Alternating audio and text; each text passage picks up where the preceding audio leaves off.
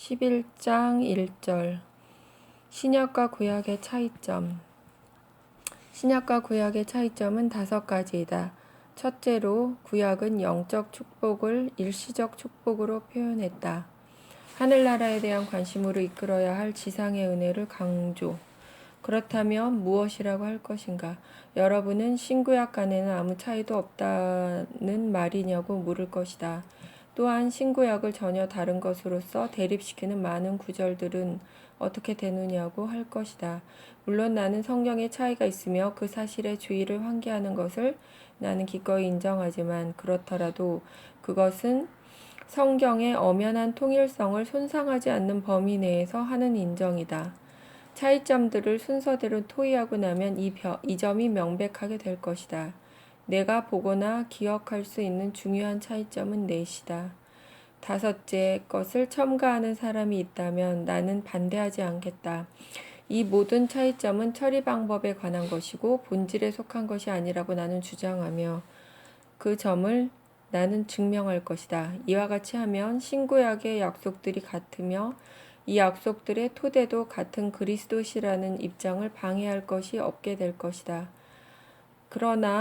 그런데 차이점은 첫째로 다음과 같다. 하나님께서는 구약에 자기의 백성이 마음을 고상하게 가져서 하늘 기업을 생각하기를 원하셨고, 그들의 이 소망을 더욱 잘 배양하시기 위해서 그 기업을 땅에 붙은 혜택의 모양으로 그들에게 보이시며 이를테면 그들이 맛보게 하셨다.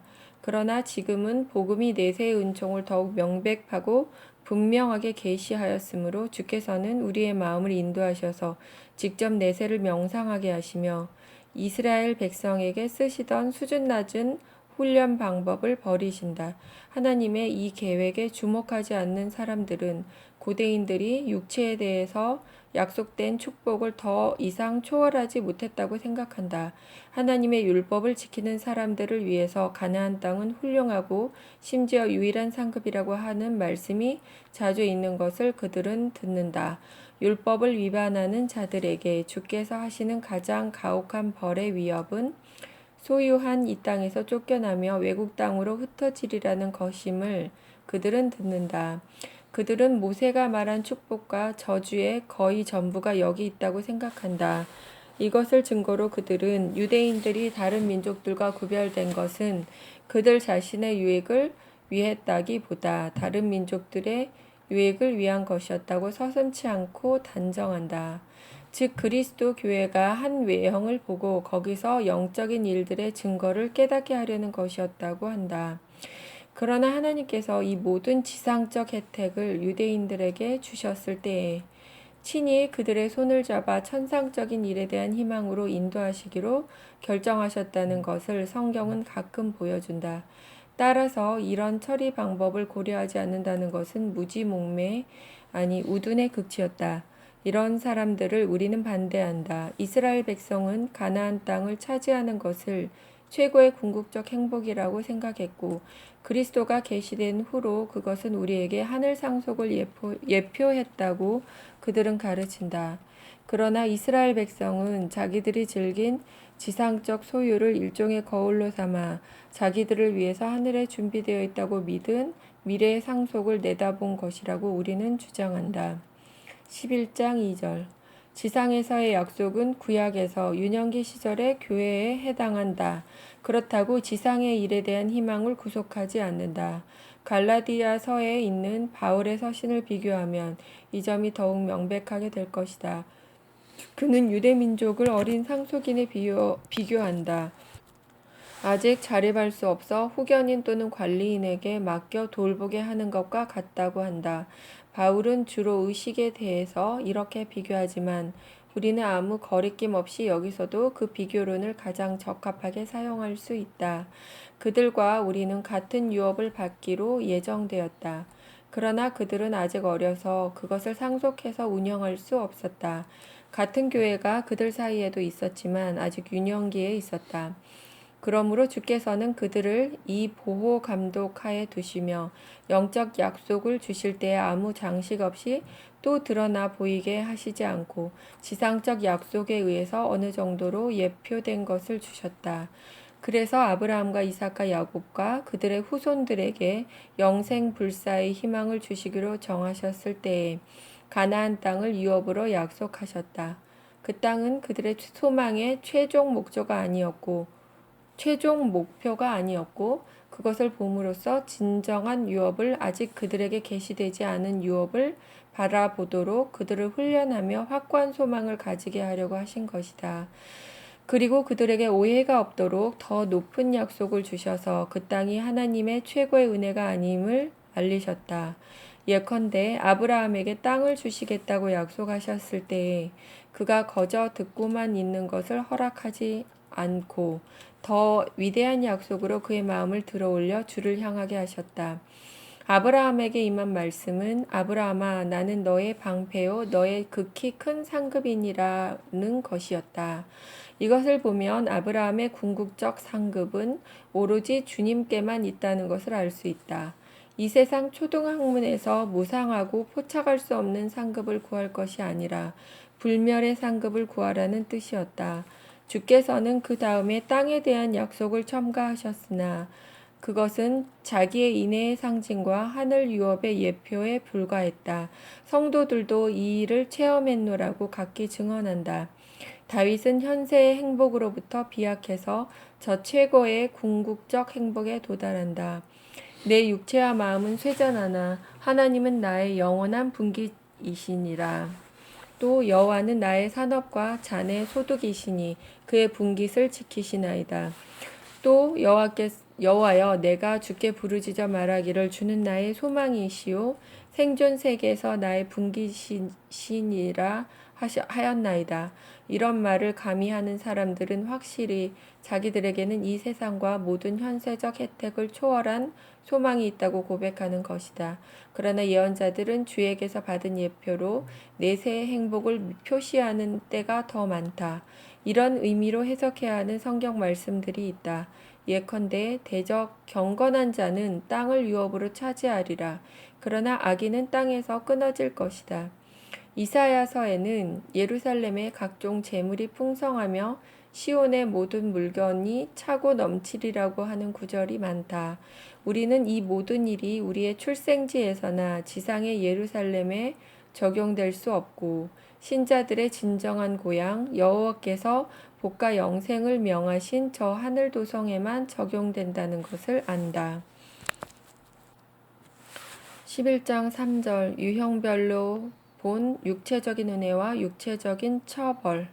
그렇기 때문에 구약시대의 성도들은 현재 우리에게는 합당하지 못할 정도로 현세 생활과 그 행복을 너무 중요시했다. 그것이 경주의 종점인 듯이 거기서 멈춰서는 안 된다는 것을 그들은 잘 알고 있었지만 하나님이 그들의 약한 분량에 따라 그들을 훈련하시려고 그 행복의 은총의 표적을 남겨주신 것을 보고 그들은 그 은총을 직접 보지 않고 표적을 기뻐하며 더욱 거기에 끌렸다. 그러나 주께서는 현세의 혜택으로 신자들에 대한 자기의 인애를 증거하실 때에 이런 예시와 상징으로 영적 행복을 예비하신 것과 같이 한편으로는 신체적인 처벌로 장차 악인들에게 내리실 심판을 증명하셨다. 그래서 하나님의 은혜가 지상적인 일에서 더 현저히 나타난 것과 같이 하나님의 벌도 마찬가지였다. 무지한 자들은 상벌관에 있는 이 비슷함과 일치라고 할 것을 고려하지 않고 하나님이 많이 변하셨다고 해서 놀란다. 과거에는 엄격하고 무서운 벌을 모든 범행에 일일이 또 신속히 내리셨는데 지금은 이전에 노하신 기분을 버리시고 훨씬 부드러운 벌을 훨씬 드물게 주시는 것과 같다는 것이다. 그래서 그들은 많이 교도들과 같이 신구약의 하나님은 다르다고까지 공상한다. 그러나 내가 이미 말한 하나님의 처리 방법에 유의한다면 우리는 이런 의구심을 곧 일소할 것이다. 즉 하나님께서 이스라엘 백성에게 너울로 가리운 형태로 언약을 주신 동안은 미래의 영원한 행복의 은총은 지상적인 혜택으로 그리고 영적 죽음의 중대성은 신체적 형벌로 표시하며 상징하고자 하셨던 것이다. 둘째 차이점은 구약 성경에서 진리는 그리스도를 상징하는 모습과 의식에 의해서 전달되었다. 11장 4절. 이 차이점의 의미. 신구약 간의 둘째 차이점은 상징에 있다.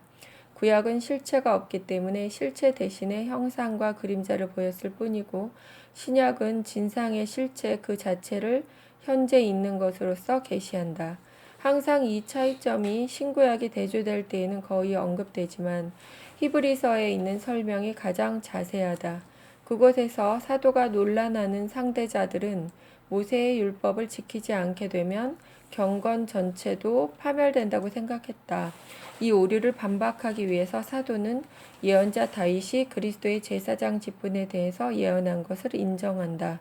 그리스도께서 영원한 제사장 직분을 받으셨으므로 제사장이 날마다 교체됐던 제사장 제도는 폐지된 것이 확실하다. 이 새로운 제사장 직분은 맹세로 제정된 것이므로 우세하리라는 것을 그는 증명한다. 그리고 나서 그는 제사장 제도가 변했으므로 언약도 변한 것이라고 첨부한다. 율법은 그 자체가 약해서 완성에 이를 수 없었으므로 이 변경이 필요했다고 그는 선언한다. 그 다음에 이 약점의 성격을 논한다. 율법에는 의의 행동이 외면적 신체적인 행동이 있었지만 이런 행동을 준행하는 사람들의 양심을 완전하게 만들지 못했다고 한다. 왜냐하면 동물을 제물로 바치더라도 양심은 죄를 말소하거나 진정한 성결을 실현할 수 없었다. 그러므로 율법에는 장차 올 좋은 일들의 그림자가 있고 일 자체의 산 형상은 없다고 그는 단정한다. 그러므로 율법의 유일한 기능은 복음에서 나타난 더 좋은 소망으로 인도하는 일이었다. 여기서 우리는 율법의 언약과 복음의 언약, 그리스도의 사역과 모세의 사역이 어떻게 비교되는가를 관찰해야 한다. 만일 약속들의 내용에 관한 비교라면 신구약 간에는 큰 차이가 있을 것이다. 그러나 논의의 경향은 다른 방향으로 이끌어가므로 우리는 그것을 따라 진상에 도달해야 한다. 그러면 우리는 그가 일찍이 영원 불멸할 것이라고 하신 언약을 설명하겠다. 언약의 성취는 그리스도시며 이 성취에 의해서 언약은 최종적으로 확정되며 인준된다. 확정을 기다리고 있는 동안에 주께서는 모세를 통해서 의식들을 제정하셨고 의식들은 이를테면 그 확인에 대한 엄숙한 상징이었다. 율법에 제정된 의식들은 그리스도에게 위치를 양보해야 하는가 하는 문제에 대해서 논쟁이 생겼다. 그런데 의식은 언약의 일시적인 속성, 첨가물, 부속물, 소위 장식품에 불과했다. 그러나 언약을 실시하는 수단이었기 때문에 언약이라는 이름을 가지게 되었다. 이 점은 다른 성례전의 경우와 같다. 그러므로 요약하면 이 구절에서 구약은 언약을 확인하는 엄숙한 방법을 의미하며 그 방법은 의식과 제사에 포함되었다. 우리가 방법을 초월하지 않을 때에 거기는 본질적인 기반이 없으므로 사도는 방법을 종결시키며 폐지해서 그리스도에게 더 좋은 언약의 보증인이며 중보자이신 그리스도에게 자리를 양보해야 된다고 주장한다. 그리스도께서는 이 언약에 의해서 영원한 성결을 선택된 자들에게 단번에 주시며 율법 하에 처리되지 못한 죄를 없애버린다. 원한다면 다음과 같이 해석할 수도 있다. 즉 주의 옛 언약은 유대인들에게 주신 언약이었는데 그것은 그림자 같고 효과가 없는 의식 준수에 포함되었으며 확고하고 실질적인 확인을 받기까지는 이를테면 미결 상태에 있는 것, 일시적인 것이었다. 옛 언약은 그리스도의 피로 성별되며 확립된 때에 비로소 새롭고 영원한 언약이 되었다. 그래서 그리스도께서는 최후의 만찬에서 제자들에게 주신 잔을 내 피로 세우는 새 언약의 잔이라고 부르셨다. 이 말씀은 하나님의 언약은 그리스도의 피로 인쳐질 때에 그 진리에 도달했으며 또 그렇게 함으로써 새롭고 영원한 언약이 되었다는 뜻이다. 11장 5절 교회의 유년기와 장년기. 그러므로 그리스도께서 육신으로 나타나시기 전에 유대인들은 율법의 보호와 지도를 받아 그리스도에게 인도되었다고 사도가 말한 뜻이 분명하다. 사도는 또 그들은 하나님의 아들이며 후사였지만 아직 어리기 때문에 보호자의 감독 아래 놓이게 된 것이라고 인정한다. 의의 태양이 솟아오르기 전에는 크고 빛나는 계시나 분명한 이해가 없는 것은 당연하다. 그러므로 주께서 그들에게 말씀의 광명을 나누어 주셨지만 그들은 아직 그것을 여전히 또 멀리서 어렴풋하게 보았다. 그래서 바울은 이 미약한 이해 상태를 어렸을 때라는 말로 표현한다. 아동 교육의 방법으로서 이 유년기를 이 세상 초등학문과 사소한 의식 준수로 훈련하시는 것이 하나님의 뜻이었다. 그러다가 그리스도가 비치시게 되면 그로 인해서 신자들의 지식이 성숙하도록 하신 것이다. 그리스도께서도 친히 이 구별을 시사하셨다. 율법과 선지자는 요한의 때까지요. 그 후부터는 하나님 나라의 복음이 전파되느니라. 율법과 선지자들은 당시 사람들에게 무엇을 가르쳤는가?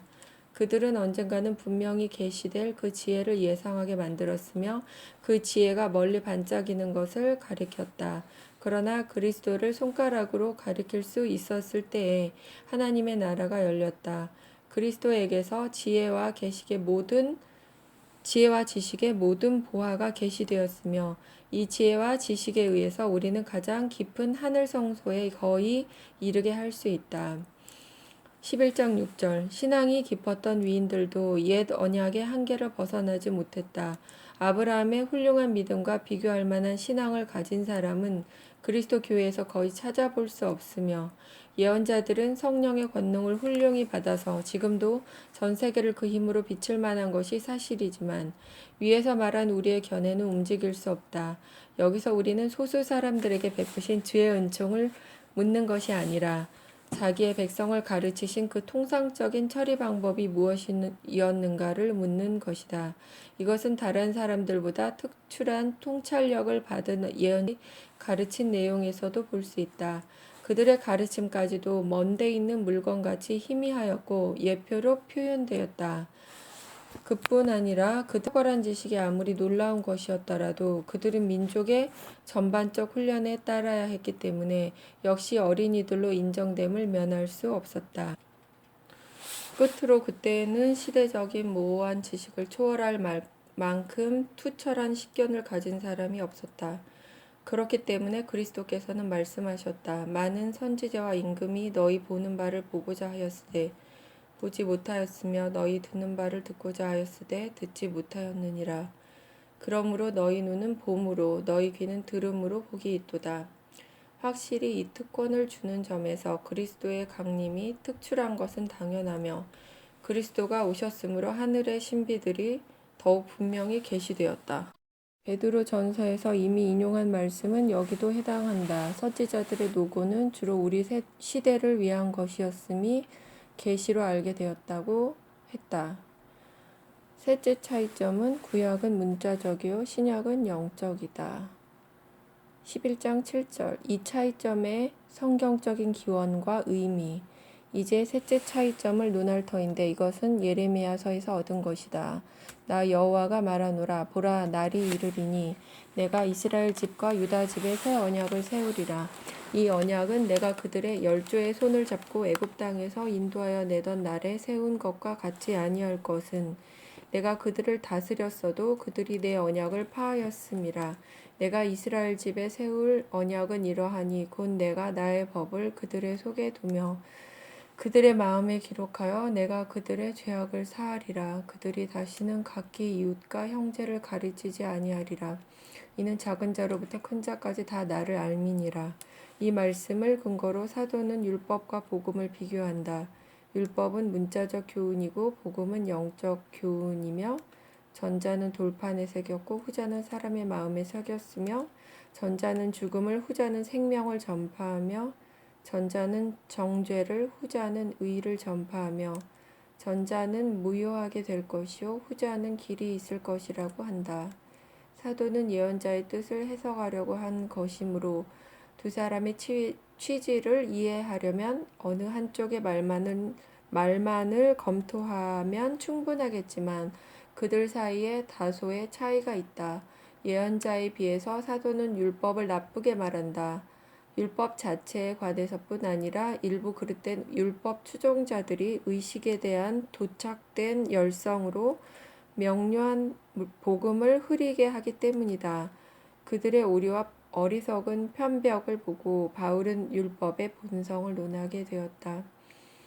그러므로 바울의 이 특이점을 보아야 한다. 그러나 예레미야, 바울이 다 옛 언약과 새 언약을 대조하므로 율법의 고유한 특색만을 고려한다.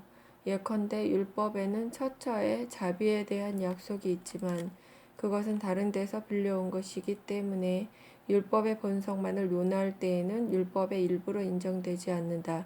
그들이 율법의 기능으로 인정하는 것은 다만 한 가지다. 즉 바른 일을 명령하고 악한 일을 금지하며 의를 지키는 자들에게 보상을 약속하고 범죄자들을 처벌로 위협하는 것이다. 그러나 동시에 율법은 모든 인간의 마음속에 선천적으로 있는 부패를 변화하거나 시정하지 못한다고 한다. 11장 8절 고린도후서 3장에 따른 세부적인 차이점. 이제 사도의 비교론을 한 항목씩 설명하겠다. 구약이 문자적이라고 하는 것은 영의 역사가 없이 발표되었기 때문이다. 신약이 영적이라고 하는 것은 주께서 그것을 사람들의 심정에 영적으로 새기셨기 때문이다. 둘째 대조점은 첫째 것을 밝힌다. 구약이 죽음을 가져온다는 것은 인류 전체를 저주 가운데 덮을 뿐이기 때문이다. 신약이 생명의 도구인 것은 사람들을 저주에서 해방하여 하나님의 사랑을 다시 얻게 하기 때문이다. 구약이 정죄를 내림은 아담의 모든 자손의 불의를 고발하기 때문이며 신약이 의를 주문 하나님의 긍휼을 계시하며 이 자비에 의해서 우리가 의롭다 함을 얻기 때문이다. 마지막 대조는 의식적 율법에 관련시켜야 한다. 구약은 현장에 없는 것의 형상을 가졌기 때문에 때가 오면 죽어 없어지지 않을 수 없었다. 복음은 본체 그것을 나타내므로 영원히 굳게 서 있다. 참으로 예레미야는 도덕적 율법까지도 무력하고 연약한 언약이라고 부른다. 그러나 거기는 다른 이유도 있다. 즉 은혜를 잊은 백성이 갑자기 이탈했기 때문에 그 언약이 곧 파괴된 것이다. 그러나 이 위반의 책임은 백성에게 있었으므로 언약 자체를 비난하는 것은 마땅하지 않다. 그런데 의식들은 무력했기 때문에 그리스도의 강림에 의해서 폐지되었은즉 폐기된 원인이 자체 내에 있는 것이다. 우리는 문자와 영의 이 차이를 근거로 주께서 유대민족에게 주신 율법에 아무 효과도 없었고 그들 중에서 하나님에게로 돌아선 자가 하나도 없었다고 추측해서는 안 된다. 그러나 이 차이점을 지적하여 비교한 것은 은총이 풍부하게 된 것을 찬양하려는 뜻이다. 동일한 입법자이신 하나님이 마치 성격이 달라진 듯이 복음 전파에 은총을 풍성히 베푸신 것을 찬양한다. 복음 선포를 통해서 성령으로 중생한 사람들을 생각하라. 모든 민족 사이에서 불러 모으셔서 교회의 교제에 들어가게 하시는 그 무수한 사람들을 생각하라. 그렇다면 고대 이스라엘에는 하나님의 언약을 정성과 마음을 다하여 받아들인 사람이 적었다. 아니 거의 없었다고 할 것이다. 다만 비교하지 않고 그들만을 본다면 그들의 수가 많았던 것이 사실이다. 넷째 차이점은 구약의 구속과 신약의 자유. 11장 9절 바울의 가르침. 넷째 차이점은 셋째에서 생긴 것이다. 구약은 사람들의 마음에 공포심을 일으키기 때문에 성경은 구약을 구속의 언약이라고 부른다. 그러나 신약은 사람들의 마음을 들어올려 신뢰와 확신을 가지게 하므로 자유의 언약이라고 부른다. 그래서 바울은 로마서 8장에서 너희는 다시 무서워하는 종의 영을 받지 아니하였고 양자의 영을 받았으므로 아바 아버지라 부르짖느니라고 한다. 히브리서에 있는 구절도 여기 적용될 수 있다. 신자들이 이른 곳은 만질만한 불붙는 산과 흑운과 흑암과 폭풍이 아니라고 한다. 거기서는 이목에 접하는 모든 것이 사람에게 공포심을 일으켜 그 무서운 음성이 울렸을 때에 백성은 듣지 않기를 구했으며 모세까지도 겁이 났었다. 그러나 너희가 이룬 곳은 시온산과 살아계신 하나님의 도성인 하늘의 예루살렘과 바울은 우리가 인용한 로마서의 발언에서 이 점을 간단히 언급하지만 갈라디아서에서는 더 상세히 설명한다. 거기서 그는 아브라함의 두 아들에 대해서 비유로 해석한다. 계집종 하갈은 이스라엘 백성이 율법을 받은 시내산의 상징이며 자유 여인 사라는 복음의 근원지인 하늘 예루살렘의 상징이라고 한다. 하갈의 소생은 노예의 몸에서 났으므로 상속을 받을 수 없었고 사라의 후손은 자유인이며 상속권이 있었다. 마찬가지로 우리는 율법에 의해서 노예가 되지만 복음에 의해서 자유를 회복할 수 있다. 요약하면 구약은 양심에 공포심과 전율을 불어넣지만 신약의 은혜로 양심은 해방과 기쁨을 얻는다. 구약은 양심을 노예의 멍에에 구속하였지만 신약은 너그러운 영으로 양심을 해방하며 자유롭게 한다. 그러나 우리의 논적들이 항의한다고 가정하라.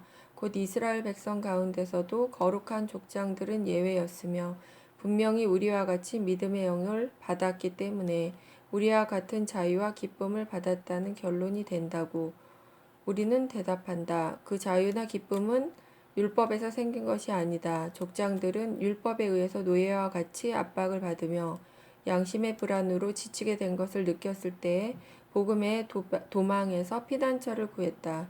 그러므로 그들이 구약의 일반 법과는 별개로 구약의 폐해를 면하게 된 것은 신약의 특별한 결실이었다. 그뿐 아니라 그들이 자유와 화신의 영을 충분히 받아서 율법에서 오는 공포심과 노예 상태를 조금도 느끼지 않았다고 하는 것을 우리는 인정하지 않겠다. 그들이 아무리 복음의 은총을 통해서 받은 특권을 즐겼다고 하더라도 그들은 여전히 일반 백성과 같이 의식 준수의 구속을 받으며 짐을 지고 있었기 때문이다.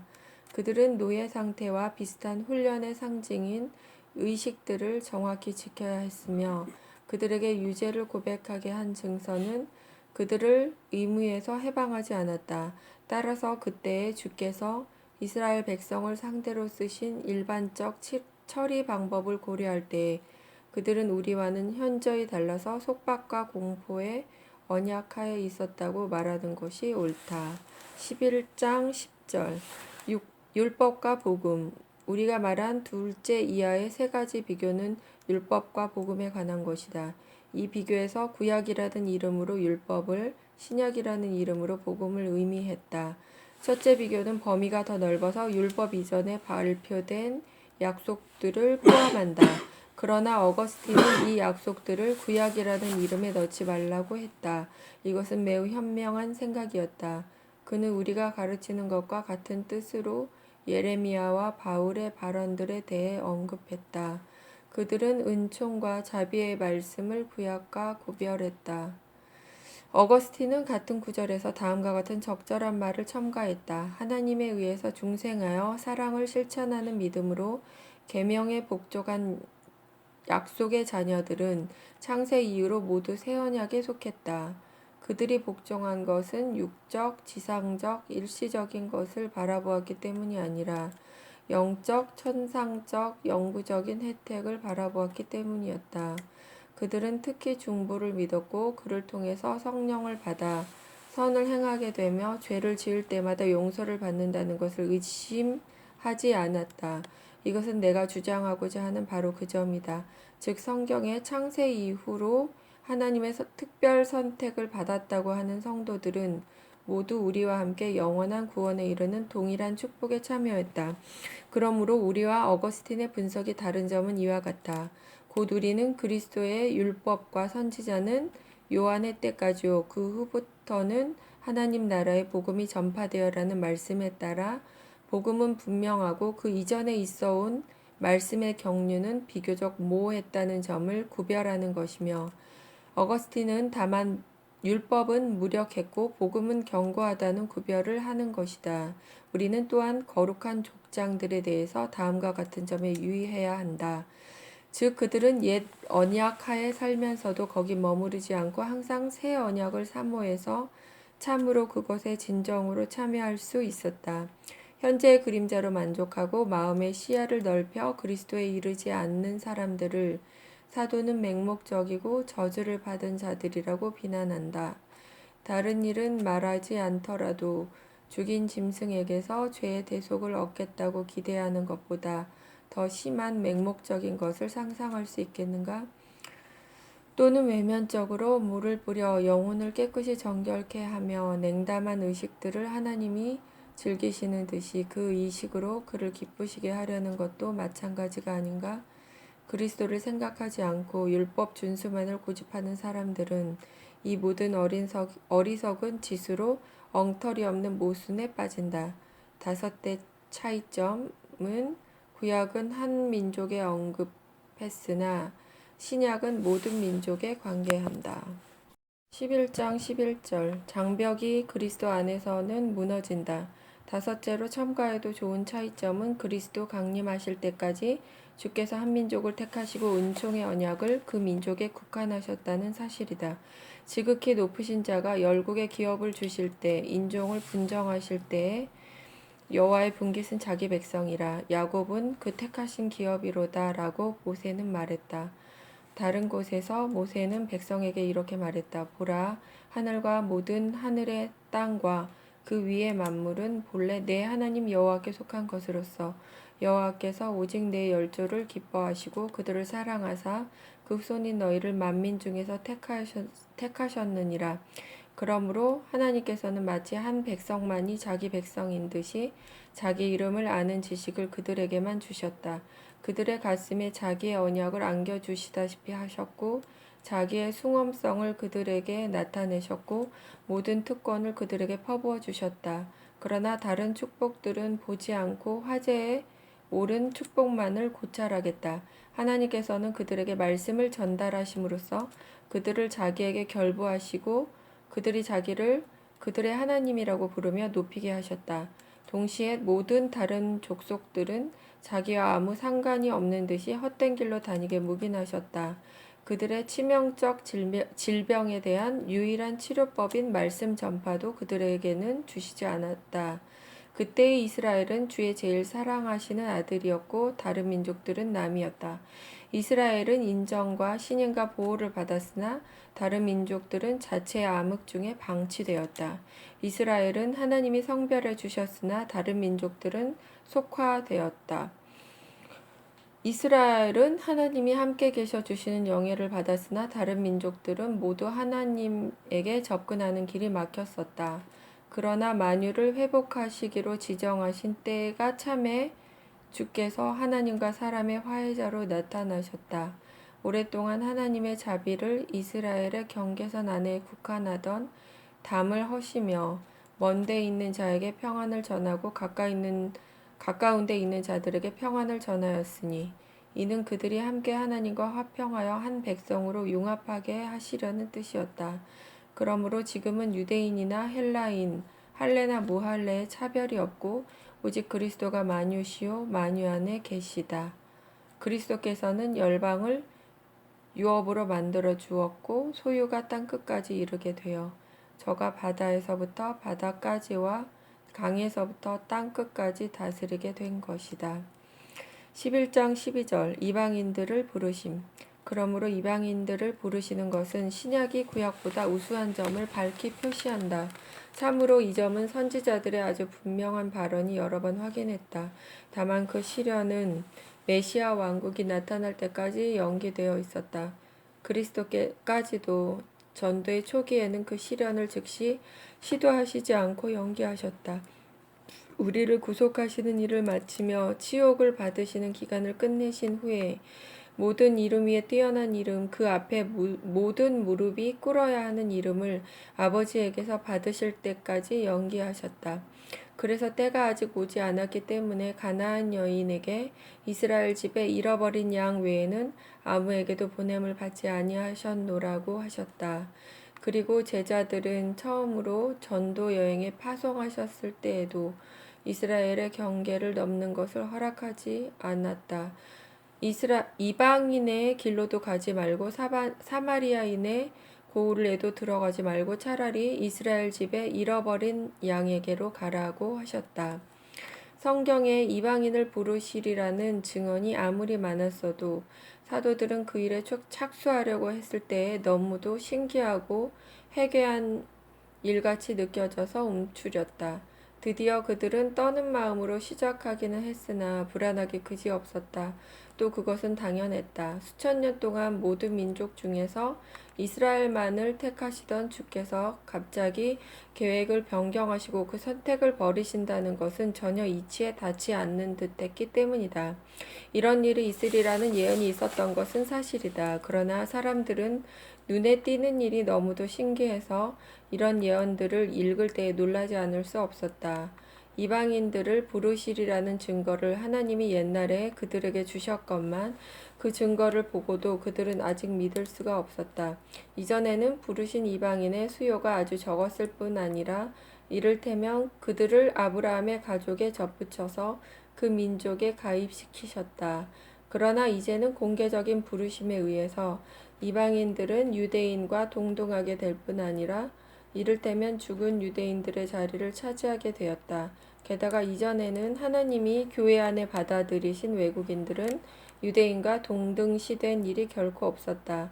그러므로 바울이 이 일을 만세와 만대로부터 감추었던 위대한 비밀이라고 부르며 천사들에게도 이상한 일이라고 하는 데는 충분한 이유가 있었다.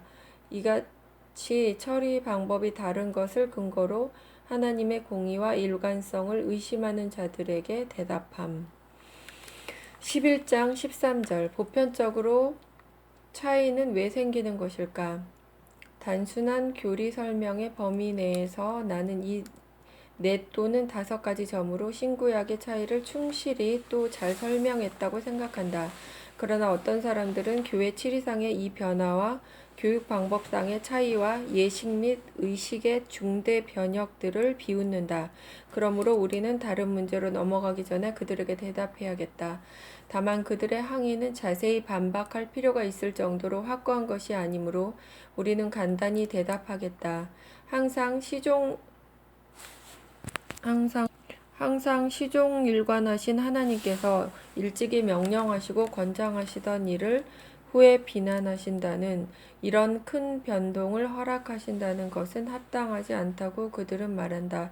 나는 대답한다. 하나님이 시대가 변함에 따라 각 시대에 유익하다고 보신 대로 형식을 조절하셨다고 해서 그 일만으로 하나님이 변하신다고 볼 것이 아니다. 농부가 가족에게 시키는 일이 겨울과 여름에 다르다고 해서 우리는 그의 변덕스러움을 비난하거나 자연의 연속적 질서와 일치하는 정규의 영농법에서 그가 이탈했다고 생각하지 않는다. 마찬가지로 가장된 사람이 가르치며 명령하며 인도하는 방법이 영아기와 유년기와 청년기에 서로 다르다고 해서 우리는 그 때문에 그를 변덕스럽다고 하지 않으며 목적을 버린다고 하지 않을 것이다. 그렇다면 하나님께서 시대 차이를 적절한 표지로 구별하신 것은 무슨 까닭의 변심이라고 비난하는가? 내가 둘째로 든 비교로 우리는 완전히 만족하는 것이 마땅하다. 바울은 유대인들을 어린이들의 그리스도 신자들을 청년에 비교한다. 하나님께서 유대인들을 그들의 나이에 맞도록 초등교육에 국한하시고 우리는 더 엄격하고 이를테면 더 어른다운 규율로 훈련하신 것이 어디가 변칙이라는 말인가? 그러므로 하나님이 같은 교리를 모든 시대에 가르치시고 자기 이름에 대한 결과는 처음에 명령하신 것과 똑같은 것을 계속 요구하셨다는 사실에서 하나님의 일관성이 빛나는 것이다. 외면적인 형식과 방법을 바꾸셨다는 사실은 하나님 자신이 변하신다는 뜻이 아니다. 오히려 그는 여러 가지로 다르며 또 변하는 인간의 능력에 알맞도록 행동하신다. 11장 14절 하나님이 뜻하시는 대로 모든 인간을 다루는 것은 하나님의 자유. 그러나 그들은 하나님이 원하시지 않았다면 어디서 이런 다양성이 생겼는가라고 대답한다. 하나님은 그리스도 강림 후와 같이 처음에도 어떤 상징 없이 분명한 말씀으로 영생을 계시하실 수 없었는가? 맨 처음에 몇 가지 명백한 성례전으로 자기 백성을 가르치시며 성령을 주시며 은총을 전 세계에 보급시킬 수는 없었느냐고. 이것은 하나님이 맨 처음에 우주를 창조하시지 않고 너무 늦게 창조하셨다느니, 겨울과 여름, 낮과 밤이 교대하게 만드셨다느니 하면서 하나님과 싸우려는 것과 같은 태도다. 우리는 하나님이 모든 일을 현명하고 공정하게 처리하셨다는 것을 의심하지 말자. 무슨 까닭에 그렇게 되었는지를 모를 때가 많더라도 경건한 사람들은 모두 이렇게 믿어야 한다. 우리에게 숨겨진 계획을 하나님이 하시는 데는 이유가 있을 것이라는 점을 인정하지 않는다면 우리는 자신을 과대평가하는 것이다. 그들은 말한다. 그러나 동물의 희생제물과 레위 족속의 사제직분에 딸린 여러 가지 부속물들을 하나님이 옛날에 기뻐하셨는데 지금은 멸시하시며 싫어하신다는 것은 놀라운 일이라고. 대체로 이런 외형적이며 덧없는 것들이 하나님에게 즐거움이나 어떤 감동을 주었다는 것인가? 이미 말한 바와 같이 하나님께서는 자기를 위해서 이런 일을 하신 것이 아니라 사람을 구원하시기 위해서 모든 일을 정하신 것이다. 의사가 환자의 청년기에 쓰는 최선의 치료법과 같은 사람의 노년기에 쓰는 방법이 다르다고 해서 우리는 그가 전에 기뻐하였던 치료법을 버렸다고 할 것인가? 그럴 수 없다. 그는 치료에 전념하면서 연령 관계를 고려하는 것이다. 이와 같이 아직 오시지 않은 그리스도를 나타내며 그가 장차 오시리라고 선포하는데 필요했던 표징과 그가 계시된 지금 그를 나타내는 표징이 다르다는 것은 당연하다. 그리스도 강림 후로 하나님의 부르심은 모든 백성 사이에 더욱 널리 퍼져나갔고 성령의 은총은 이전보다 더욱 풍부하게 쏟아졌다. 그러면 하나님께서 자기의 손과 뜻으로 은혜를 자유로 분배하시며 원하시는 민족들에게 광명을 주시는 것을 누가 합당하지 않다고 말하려는가?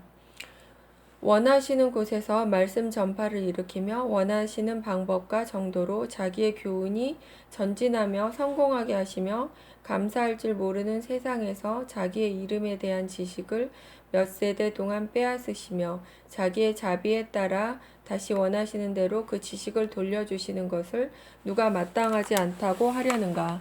그러므로 우리는 이런 생각들을 너무도 부드러운 중상이라고 본다. 단순한 사람들을 괴롭히며 그들이 하나님의 의나 성경의 신빙성을 의심하게 만들기 위해서 불경건한 자들이 이런 중상을 이용하는 것이다.